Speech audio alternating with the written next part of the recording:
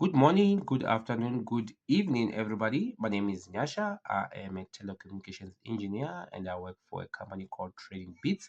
And today I want to talk about the importance of using route servers in BGP configurations. So to get started, we're going to talk about what is a route server and we're going to talk about the operational benefits of using a route server in a multilateral peering agreement. When you've covered that, we're going to do two parts of the video. The first part, it's mostly going to be theory so that you understand the why.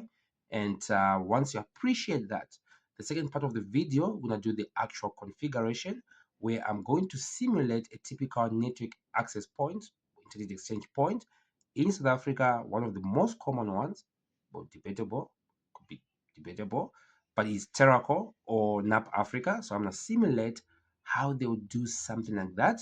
We're gonna use Cisco IOS XE as a route server, and I'm gonna have a couple of routers, Mikrotik, to be running. They'll be running BGP. They'll be acting as customers. So yeah, if you guys are excited, let's jump in. All right, so let's jump in, guys. So we're going to talk about the first thing that we're going to discuss is what is peering, okay? And peering is the connecting of two service providers for the purpose of exchanging network traffic between them. Peering can be either private or it can be public. Normally, when it comes to peering, this is no provider is paying any provider for that exchange of traffic. It's just an agreement. It's a mutual agreement. Both of the providers will be benefiting from that agreement. So in a private peering, two service providers agree on a physical location to directly connect their networks and negotiate the terms. So each party is going to be responsible for providing the physical space. So what it means here, let's say MTN and Vodacom, they find a place. Okay, they're gonna say, okay, we going to rent this space. So this space is gonna cost us 50,000 a month. So you going to pay 25. I'm going to pay 25. We need to make sure that this place is secure. We're gonna need to pay for the security. We're gonna need to make sure that we have power backup, etc., etc., etc. And each organization is going to have a set of keys, and they're going to follow an SOP that they're going to access this cabinet. And in that same room, each one is going to have their own cabinet, and we are going to run a physical link between the two cabinets, and we are going to exchange information. So that is beautiful. That's nice. But you can already see that this is not going to be scalable. But what it means is that now, if MTN wants to do the same thing with cell C, they have to find another place. And that is not going to be something that's going to be very scalable. You can already see that there's a problem to that.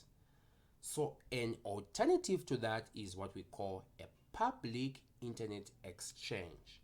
So, a public internet exchange or network access point is a physical facility that allows multiple service providers to interconnect using shared infrastructure. So the IXC is going to provide. So the IXP is going to provide essentials like rack space, power, cooling, security, all those things. So it's what happens here. I'm gonna give you an example. So in South Africa, one of the biggest internet exchange points is run by a company called Terraco.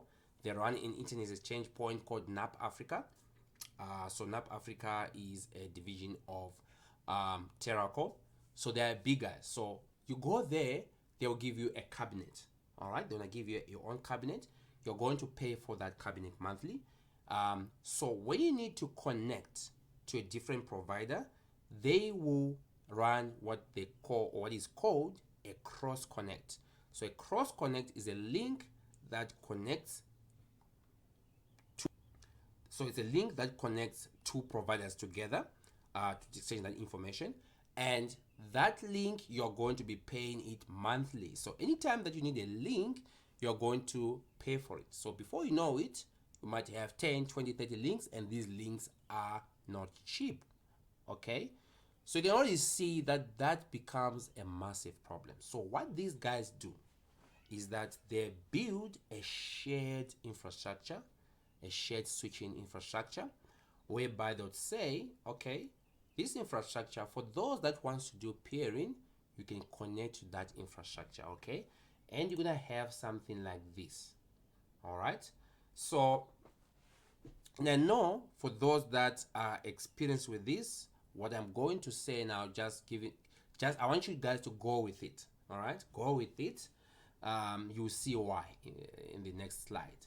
So the company or the IXP is going to provide that switching infrastructure, which means every single provider is going to connect to that infrastructure. Now you only have one physical link. You don't have multiple physical links to different providers. You only have one, which already drastically reduces the cost. But this is going to be half the solution. We still have another problem. So once we have this, what's going to happen is that, let's say this guy, who is the newest guy here, AS800. So AS800, for those that know, they will know what I'm talking about. So this guy is the newest guy. Let's just say he just joined in. Okay. Now for him to connect to everybody, he's going to have agreements to every single provider. Now that's not going to be scalable. Okay. That's the first part. No provider is waiting for a new provider to come in so that they can start doing the configuration. No one wants to be doing that. No one has time for it. Okay. So that's the first problem. The second problem is that you're going to end up having a lot of BGP sessions. Once you start having a lot of BGP sessions, you're going to have problem with your resources on your equipment. The more BGP sessions that you have, the more problem that you're going to have. All right. So assume that is the way that is going to be set up. You're going to have a problem like this. So you can see how much session. This is just how many providers. 1, 2, 3, 4, 5, 6, 7, 8. You can see how many sessions each provider is going to have. So let's say a provider is going to have 200 sessions. 200. So let's say the IXP has 200 different service providers. Each router is going to have, geez, why did I think of 200? Why did I think of 200? Okay, but let's do the calculations. So n minus 2, let's do, so that would be 200 there, minus 2 divided by 2, okay, there, about 9,000 sessions, just about 9,000 sessions. That excuse me, that is not going to be scalable. I mean, it's not even possible. You can't have that amount of sessions. So you can already see that this is probably this is not how it actually works. So apart from the service provide or the internet exchange point providing the physical switching environment, they do one more thing, which now brings us to what we call multi-lateral peering agreements, MLPAs. So these are agreements where multiple networks, usually your ISPs, your content providers, your YouTube, your Google, the guys that you like, Facebook, Amazon, and the rest, they will participate in peering with one another through a centralized entity, and that centralized entity is typically going to be managed by an internet exchange point. This is what we call a route server. So the ISP, the internet exchange point, is going to have a route server where everybody is going to be connecting to that route server. So you don't need those agreements anymore. Okay, you already signed the first agreement that says you're going to participate in this environment and you're going to share your routes, and those routes are going to be shared to everybody that is participating in that agreement.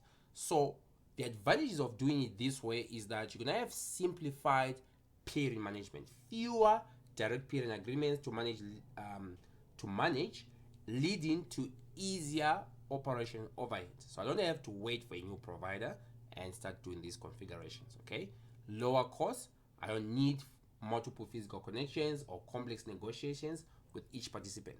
Okay, if you are running this in Africa, I don't know about you guys, but most companies, when it comes to agreements, especially these big companies, it takes weeks for you to agree on anything. So you can already see that that's going to be a problem. We in Africa, guys, we don't take things too seriously, eh? We don't take things too seriously. That's the problem with us. Anyway, that's a different topic for another day. Then another advantage is that a single connection to the route server enables peering with a wide range of networks. Funny enough, and this is network engineers. Network engineers wants to be funny. So there are events that are held, let's say by Terraco. I've attended one of those events, and I've done these mistakes also before. So what happens is that Terraco would invite engineers to come and have a drink. They call beers for peers or something like that. So people go there, and I've went there myself, and this is when I was still inexperienced and all that. So when you pair with the route server, you're going to get pretty much all the routes. But I've seen people doing private peering on that same link and getting the very same routes that you could have gotten from the route server. I don't know why we do that, engineers. We just want to feel special. We know we do this time. But when you have multiple sessions, guys, you are causing a problem with resources on your devices. In most cases, that peering that you get from a route server is enough. There are exceptional issues where you might have to have a direct peering. I had that in one of my customers where I had to get a Google direct peering with Google over an app. I've done that before, but in most cases that is not required. Okay, so these BS for PS, that's where all these funny things happens. I'm not saying that don't go there. No, I would go there, but I'm saying just be responsible when you get there. Don't mix work and pleasure. Don't spill secrets. Don't do that. Anyway, once you have done the configuration, you're gonna have, because of the route server now, you're gonna have something along these lines. You see, it's much cleaner, right? You only have one session to one provider, and this is the best way. The beauty about this is that the route server, although you can see that it's like a router, is transparent. It's not participating in the actual forwarding of traffic, so you are still have direct forwarding of traffic through. By the way, even if you didn't have a route server, if you run BGP on a LAN segment, that's how it actually operates. So that's not the big thing. But the beauty is that the ASPath, MED, NetSwap, all of it is transparent. This is what we love about peering on an IXP. So I'm gonna end this video here so that it doesn't become too long. I'm gonna do the second part where I'll just cover a little bit about route server, and then I'll jump into the actual configuration. I hope you guys enjoyed this video, and I'll hope to see you guys in the next one. Cheers, guys. Have a good day, and don't drink and drive.